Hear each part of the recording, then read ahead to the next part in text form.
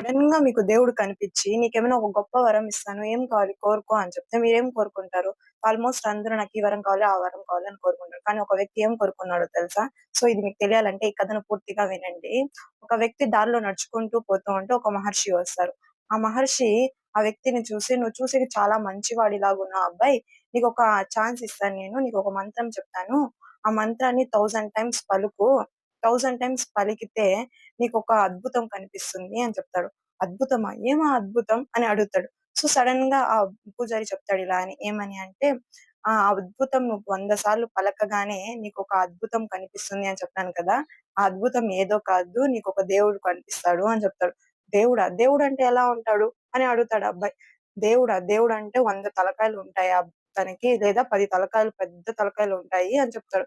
So, సరే అని ఇంట్రెస్ట్‌గా చూడాలి కదా! సో, నెక్స్ట్ డే మార్నింగ్ తలస్నానం చేసేసి తనైతే గుడికి వెళ్లి కూర్చొని ఆ జపాన్ని 1000 టైమ్స్ పలుకుతూ ఉంటాడు. సడెన్‌గా దేవుడు ప్రత్యక్షమవుతాడు. ఆ అబ్బాయికి ఏం అర్థం కాదు. ఒకటే నవ్వుతానే ఉంటాడు. ఎవరైనా దేవుడు కనిపిస్తే ఎక్కడైనా భయపడతారు. కానీ ఆ అబ్బాయి పక పక పక అని నవ్వుతానే ఉన్నాడు. సో, దేవుడికి చాలా కోపం వచ్చేసింది. సో, ఆ అబ్బాయిని శపించేస్తాడు. "నీ జీవితాంతం నిన్ను చూసి ప్రజలు గూడా ఇలాగే నవ్వుతూ ఉంటారు" అని.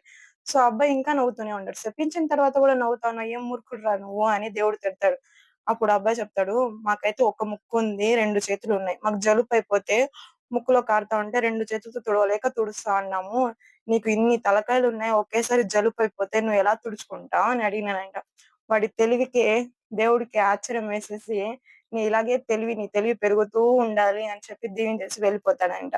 సో, ఆ అబ్బాయి ఎవరో మీకు తెలిస్తే కామెంట్ చేయండి. చాలా మంది తెలిసుంటారు. చిన్నప్పుడు మనం చాలా స్టోరీ బుక్స్‌లో చదువుంటాం ఆ అబ్బాయి గురించి. సో, మన ఛానెల్‌ని సబ్స్క్రైబ్ చేసుకోండి.